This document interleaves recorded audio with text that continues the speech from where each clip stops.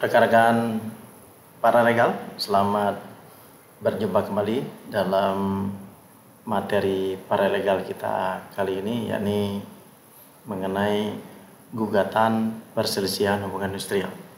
Namun sebelumnya, sudah barang tentu kita harus memahami bagaimana hubungan antara pekerja dan pengusaha dalam hubungan kerja ataupun dalam hubungan industrial.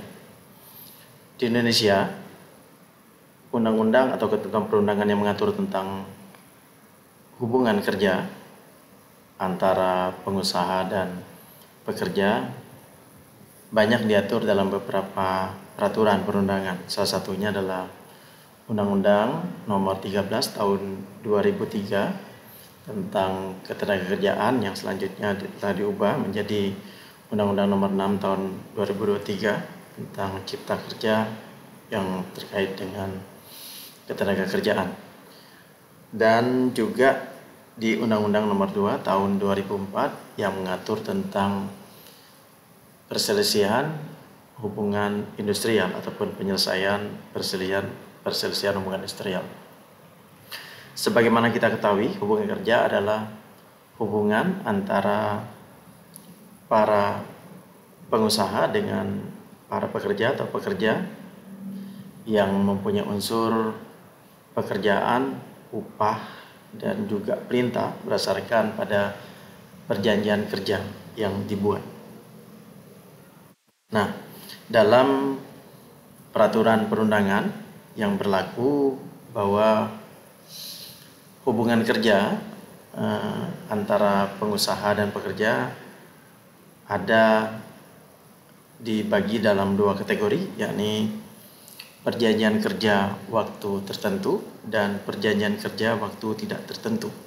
Apa yang dimaksud dengan perjanjian kerja waktu tertentu adalah perjanjian kerja yang dibuat dengan dasar waktu ataupun pekerjaan yang tertentu. Bisa dibuat berdasarkan waktu tertentu, di mana jika dalam pekerjaan itu penyelesaian pekerjaannya memang hanya dibutuhkan dalam waktu tertentu. Jadi dalam waktu yang tidak lama, ya, atau musiman, ya, sesuai dengan musim, dan juga pada saat perusahaan itu misalnya mengeluarkan produk baru yang otomatis harus dilakukan percobaan atau uji coba, dan di mana terkait dengan penggunaan tenaga kerja, maka biasanya digunakan perjanjian kerja waktu tertentu.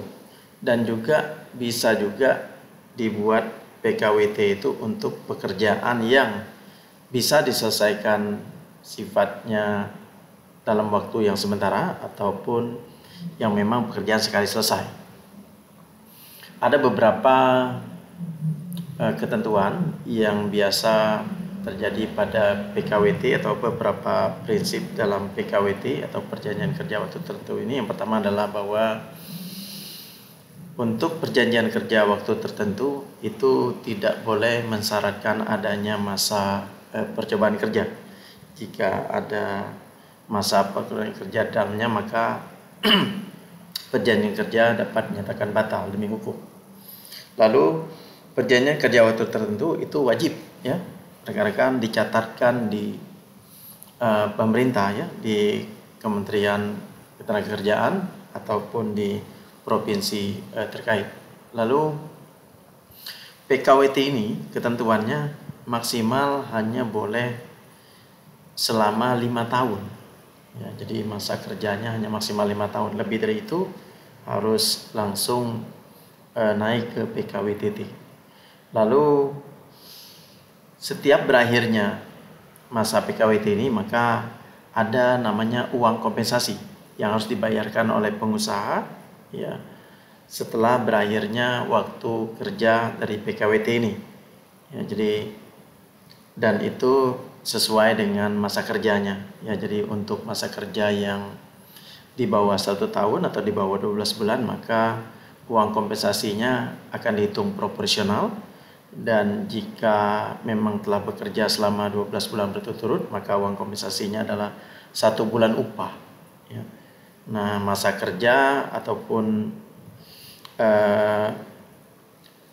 lamanya bekerja karyawan juga diatur dalam Undang-Undang Ketenagakerjaan tersebut, di mana waktu kerja ya itu ditentukan adalah 7 jam sehari, 40 jam dalam seminggu. Untuk pekerjaan dilakukan selama 6 hari atau 8 jam per hari dan 40 jam 1 minggu untuk pekerjaan dilakukan selama 5 hari kerja.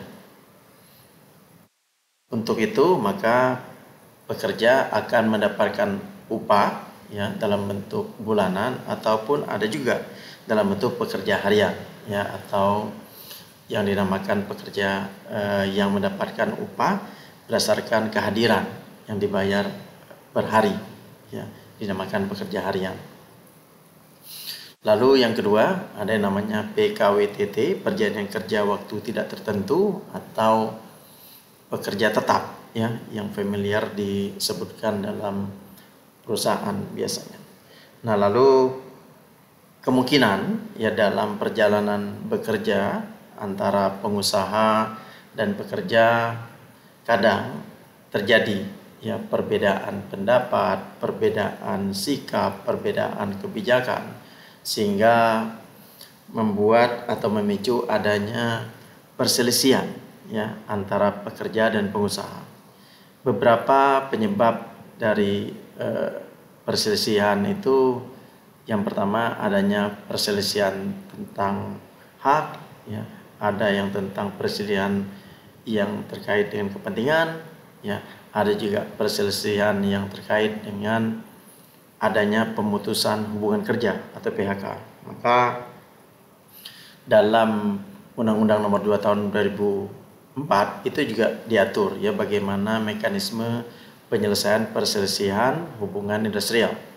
Penyelesaian perselisihan hubungan industrial pada dasarnya adalah musyawarah mufakat ya, yang dimulai dengan namanya penyelesaian bipartit, artinya penyelesaian perselisihan yang dilakukan oleh pengusaha dan pekerja.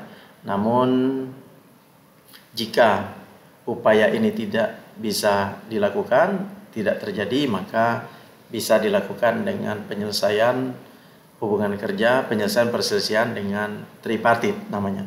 Tripartit ini otomatis melibatkan pemerintah ya, unsur pemerintah yakni yang terkait dengan penyelenggaraan ketenagakerjaan ya, di Departemen Tenaga Kerja atau Dinas Tenaga Kerja setempat, yang akan menjadi mediator atau penengah dalam perselisihan atau dalam diskusi antara pengusaha dengan pekerja.